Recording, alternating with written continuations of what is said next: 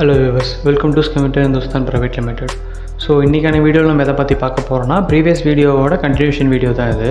So previous வீடியோவில் நம்ம எதை பற்றி பார்த்தோம்னா, ஒரு டொமைன் எப்படி ஃப்ரீயாக பர்ச்சேஸ் பண்ணுறது, அது நம்ம இன்ஃபினிட்டி ஃப்ரீ அப்படின்னு சொல்லிட்டு ஒரு இது யூஸ் பண்ணியிருந்தோம். ஓகேவா? ஸோ இன்ஃபினிட்டி ஃப்ரீயில் எப்படி ஒரு டொமைனை ஃப்ரீயாக பர்ச்சேஸ் பண்ணுறது, தென் அது கூட எப்படி வேர்ட் ப்ரெஸ்ஸை லிங்க் பண்ணுறது அப்படிங்கிறத பற்றி நம்ம பார்த்துருந்தோம்.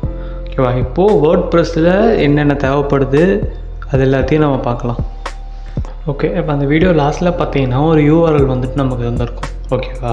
skimmitter.greatsitenet அப்படின்னு சொல்லிட்டு ஒரு யூஆர்எல் வந்து நமக்கு இருந்திருக்கும். ஸோ அதுதான் நம்ம வேர்ட் ப்ரெஸ்ஸோட யூஆர்எல். இப்போ எல்லோரும் அவங்க ப்ரௌசர் ஓப்பன் பண்ணிக்கோங்க. ஓப்பன் பண்ணிட்டு மேலே யூஆர்எல் போடுவோம்ல, அந்த இடத்துல போய்ட்டு உங்கள் சைட் நேம் அந்த இடத்துல என்டர் பண்ணலாம். மேபி சைட் நேம் நீங்கள் என்ன வேணால் வச்சுக்கலாம். ஓகேவா? இப்போ என்னோடய சைட் நேம் என்னன்னா skimmitter.greatsite.net, அதுதான் என்னோடய சைட் நேம். நம்ம எந்த சைட் நேம் வேணால் அங்கே நம்ம என்டர் பண்ணிக்கலாம். நம்மளோட ஓன் சைட் நேம் கூட நம்ம போட்டுக்கலாம். ஸோ அப்படி கொடுத்ததுக்கப்புறம் எனக்கு என்ன ஆச்சு அப்படின்னா, skimmitter.greatsite.net WP admin அப்படின்னு நான் கொடுத்ததுக்கப்புறம் எனக்கு என்னோடய வேர்ட் ப்ரெஸ் சைட்டுக்கு வந்துருச்சு. இதில் போய்ட்டு நான் யூசர் நேம் பாஸ்வேர்டு அங்கே கொடுத்தோம்ல, ஸோ வேர்ட் ப்ரெஸ்ஸில் கொடுத்துருப்போம். அந்த யூசர் நேம் பாஸ்வேர்டை போட்டு என்ட்ரு ஆகிட்டேன்னா என்னோடய டேஷ்போர்ட் பார்க்குறதுக்கு இப்படி தான் இருக்கும். ஸோ இப்போ இந்த டேஷ்போர்டில் பார்த்தீங்கன்னா கீழே நிறைய ஆப்ஷன்ஸ் இருக்கும். கரெக்டாக? ஸோ இதெல்லாம் எனக்கு வேண்டாம், எனக்கு என்னென்னு புரியல அப்படின்னா ஸ்க்ரீன் ஆப்ஷன்ஸில் போய்ட்டு அது எல்லாத்தையும் நம்ம ஆஃப் பண்ணிக்கலாம். ஆஃப் பண்ணிட்டோம்னா இங்கே நம்ம டேஷ்போர்ட் பார்க்குறதுக்கு நீட் அண்ட் க்ளீனாக இருக்கும். ஸோ இவங்க எல்லாமே ஆஃப் பண்ணிட்டேன். இப்போ பாருங்கள் எதுவுமே இல்லை என் டேஷ்போர்டில், க்ளீனாக இருக்கா? ஸோ இப்படி வச்சுக்கலாம். இப்போது நம்ம வேர்ட் ப்ரெஸ்ஸில் பண்ணணும் அப்படின்னா ஃபஸ்ட்டு நமக்கு ஒரு தீம் வேணும். அந்த தீமை வச்சு தான் நம்ம எதாக இருந்தாலும் பண்ண முடியும். ஸோ அதுக்கு ஃபஸ்ட்டு அப்பியரன்ஸை கிளிக் பண்ணிட்டு தீம்ஸ்ன்னு சொல்லிட்டு அதில் இருக்கும், அதை நம்ம கிளிக் பண்ணிக்கலாம்.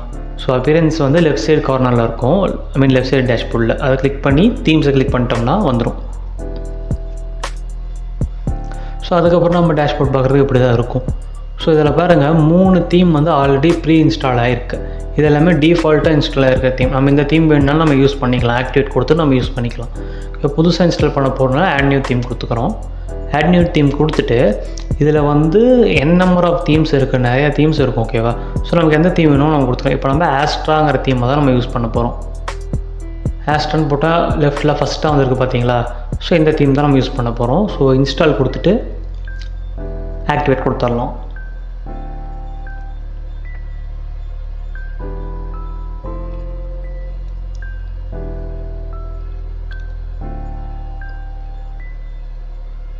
இப்போ பாருங்கள், அது அப்பியரன்ஸ்க்கு மேலே எனக்கு ஆஸ்ட்ரான் வந்துருச்சு. இதுக்கு முன்னாடி எனக்கு அது இருந்திருக்காது.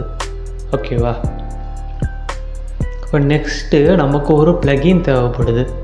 ஸோ ப்ளகின்ஸை வச்சு தான் நம்ம எதாக இருந்தாலும் பண்ணுவோம். ஓகேவா? நெக்ஸ்ட்டு நமக்கு ஒரு ப்ளகின் வேணும். அந்த ப்ளகின்ஸ்க்கு ப்ளகின் கிளிக் பண்ணிட்டு ஆட் நியூ ப்ளகின்னு சொல்லிட்டு ஒரு ஆப்ஷன் இருக்குல்ல, அதில் ஆட் நியூ ப்ளகினை கிளிக் பண்ணிடலாம். கிளிக் பண்ணிட்டு இது வந்துட்டு என்னென்னா ஒரு எடிட் பண்ணுற மாதிரி வச்சுக்கோங்களேன். ஒரு வெப்பேஜை நம்ம எடிட் பண்ணுற மாதிரி. ஓகேவா? வெப்சைட் பில்டர்னு சொல்லுவோம், வெப்பேஜ் பில்டர். அதுக்கு நம்ம எலமெண்டாருங்கிற வெப்பேஜ் பில்டரை யூஸ் பண்ணுறோம். ஸோ அதை நம்ம இன்ஸ்டால் கொடுத்துக்கலாம். அதே மாதிரி சேம் ப்ராசஸ், இன்ஸ்டால் கொடுத்து ஆக்டிவேட் கொடுத்துக்கோங்க.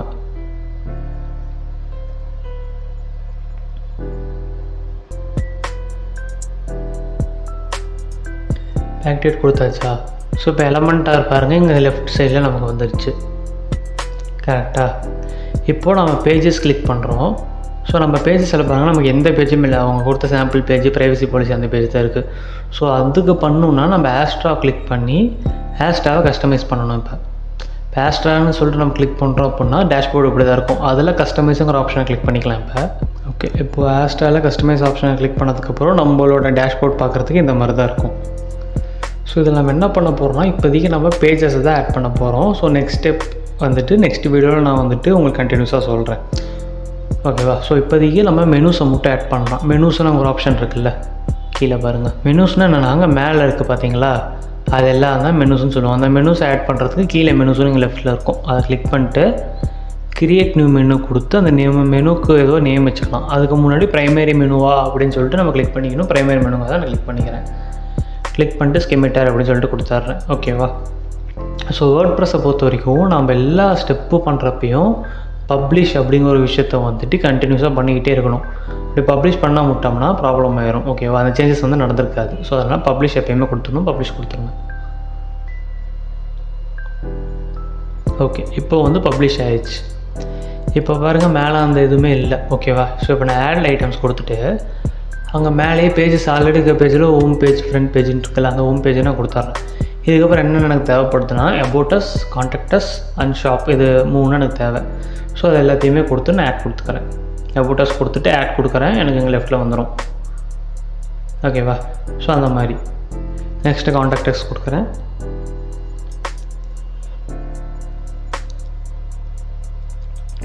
அதுக்கப்புறம் ஷாப் கொடுக்க போகிறேன்.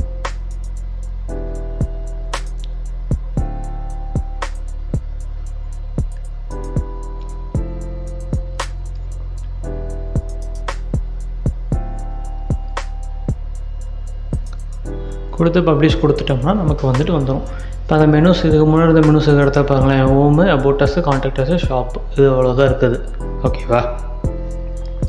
ஸோ இப்போ ஆஸ்ட்ராவில் வந்து நம்ம வெளியே வந்துடலாம். ஸோ இப்போது நம்ம பேஜஸை கிளிக் பண்ணி வியூ பண்ணி பார்க்குறோம் அப்படின்னா about us, contacts, home page, privacy policy, sample page. இப்போ எனக்கு சாம்பிள் பேஜ் வேணாம், அதை நான் ட்ராஷில் போட்டுடுறேன், டெலிட் பண்ணிடுறேன். ஸோ இப்போ எனக்கு அது போயிடுச்சு. ஸோ இவ்வளோதான் இருக்குது. ஸோ இதுதான் நம்ம இப்போ எடிட் பண்ண போகிறோம். ஓகேவா? ஸோ இப்போ நார்மல் எடிட் மட்டும் பார்க்கலாம். நெக்ஸ்ட் வீடியோவில் எலமெண்டர் எப்படி யூஸ் பண்ணுங்கிறத பற்றி ஸ்டெப் பை ஸ்டெப் டுட்டோரியலாக நான் உங்களுக்கு சொல்லித்தரேன். ஸோ இப்போ எல்லாம் வந்தோடனே ஸோ இப்படி இருக்கும். இப்போ நம்ம எங்கே வேணால் கிளிக் பண்ணி நமக்கு வேணுங்கிற கண்டென்ட்டை வந்து சேஞ்ச் பண்ணிக்கலாம். ஃபார் எக்ஸாம்பிளுக்கு இதை நான் எரேஸ் பண்ணிட்டு வெல்கம் டு ஸ்கெமித்த அப்படின்னு சொல்லிட்டு நான் கொடுக்குறேன்.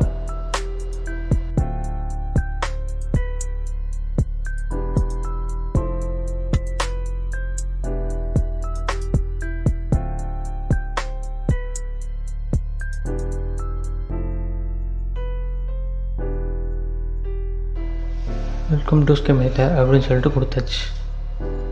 ஸோ இப்படி தான் வந்துட்டு ஒரு இதை வந்து நம்ம எடிட் பண்ணணும். ஓகேவா? ஓகே, இப்போ இந்த மாதிரி வெளியே வந்துட்டு டேஷ்போர்டுக்கு வந்துட்டு அங்கே மேலே வியூ சைட்டுன்னு அதை கொடுத்தோம்னா நம்ம சைட்டை நம்மளால் பார்த்துக்க முடியும். இப்போ கான்டாக்டர்ஸ் வந்துட்டு நார்மலாக இருக்கா? ஸோ நெக்ஸ்ட் வீடியோவில் நம்ம என்ன பண்ணலாம்னா கான்டாக்டர்ஸ் எப்படி ஆட் பண்ணுறது அப்படிங்கிறத பற்றி நம்ம பார்க்கலாம். ஓகேவா? For more informative videos like this, like, share and subscribe our channel. Okay guys, bye by.